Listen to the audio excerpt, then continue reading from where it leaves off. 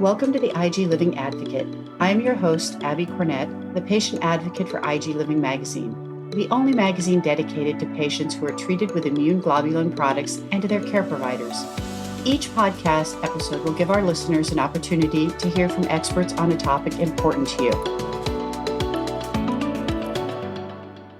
IG Living Advocate, episode number 2, Planning for Retirement with a Chronic Illness.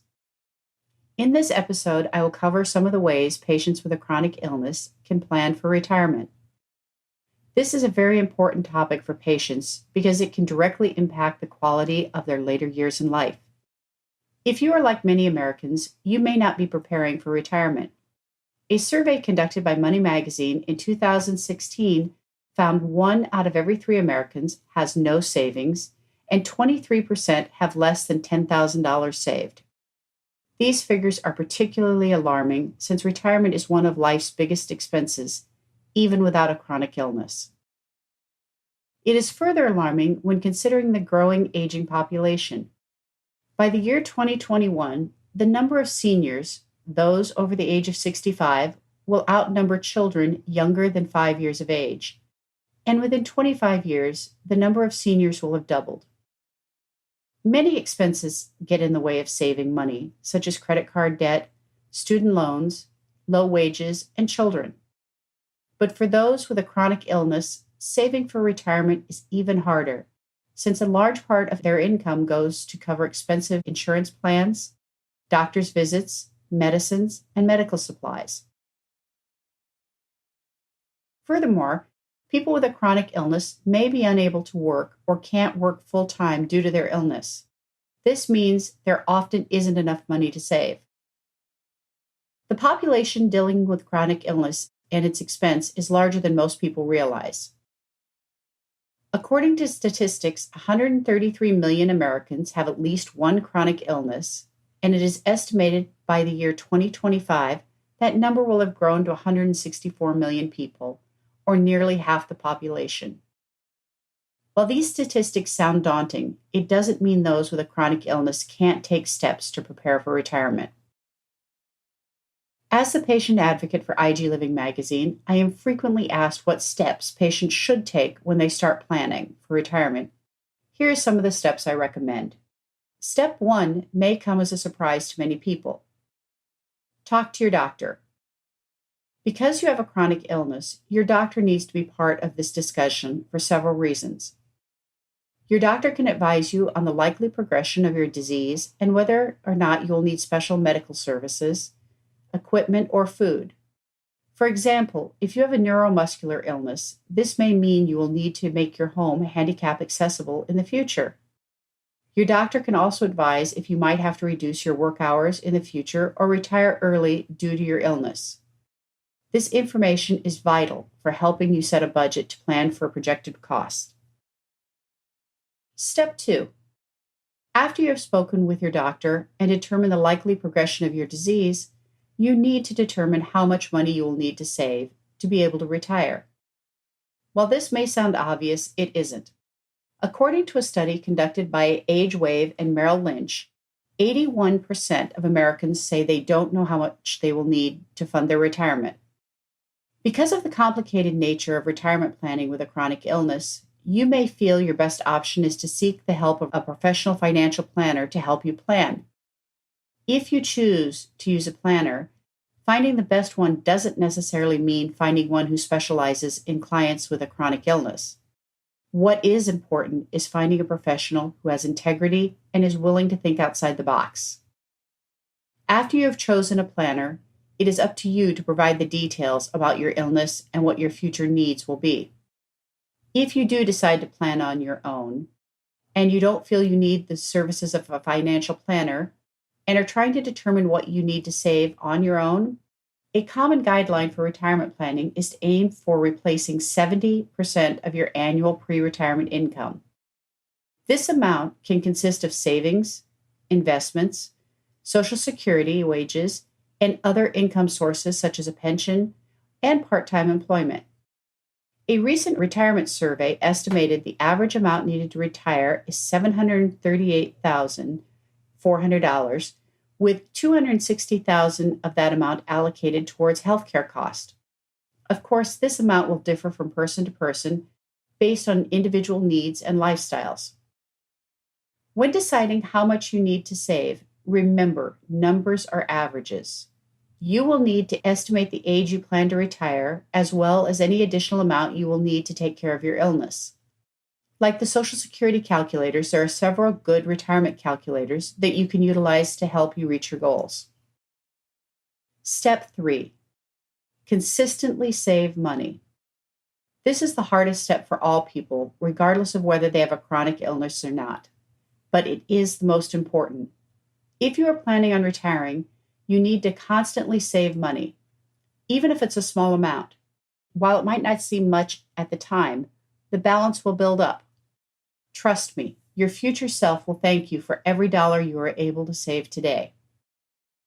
When determining how much you need to save, the common guideline I mentioned is to aim for replacing 70% of your annual pre-retirement income.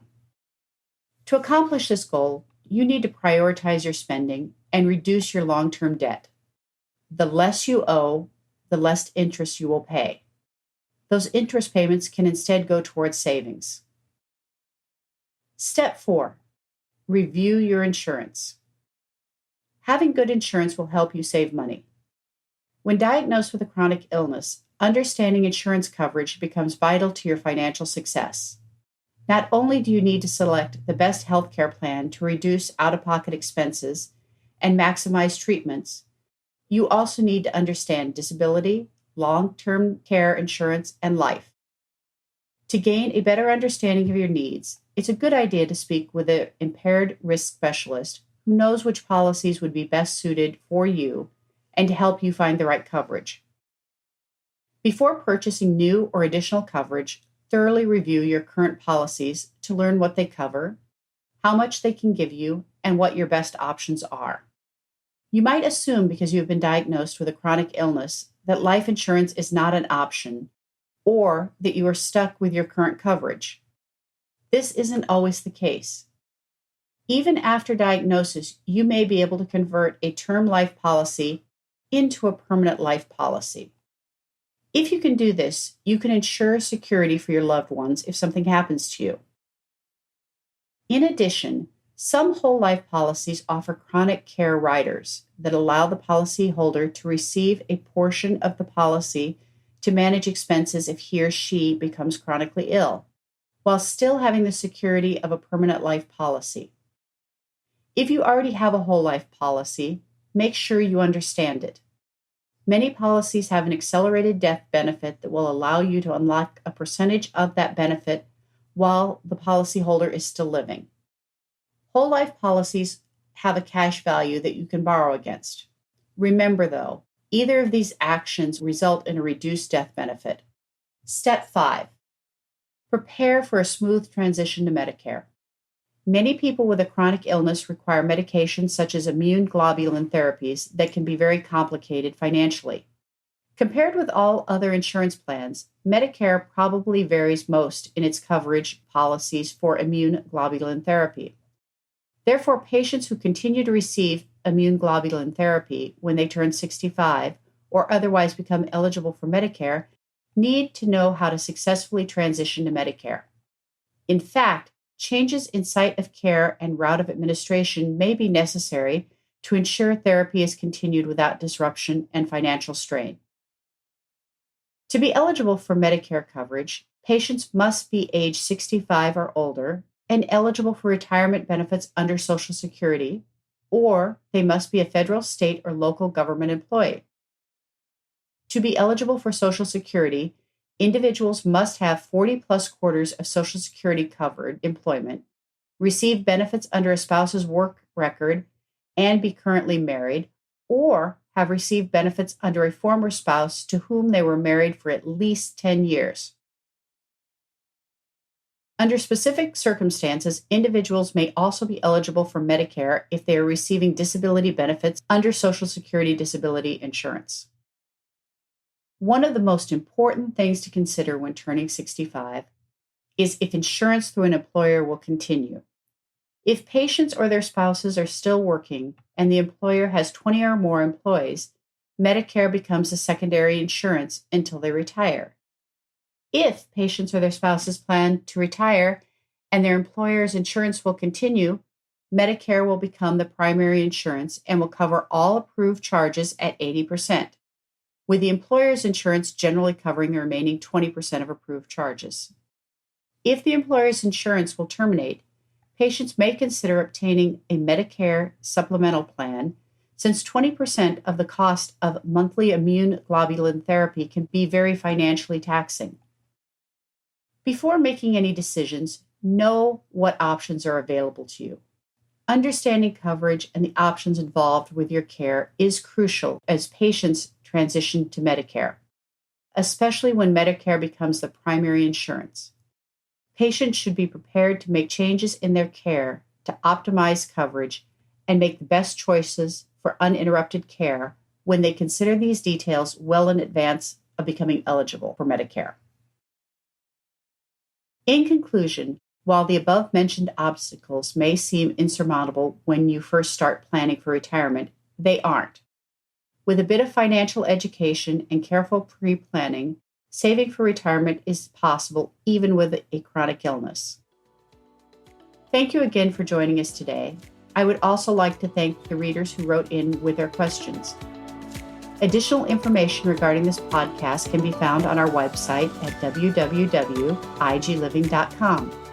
If readers have a question that was not answered, please contact me at acornett@igliving.com. Look for the next IG Living podcast announcement on our website for the opportunity to submit your questions. IG Living Advocate is a copyright production of IG Living Magazine, published by FFF Enterprises, and is the only magazine for the immune globulin community, comprised of patients who suffer from chronic illness and their caregivers.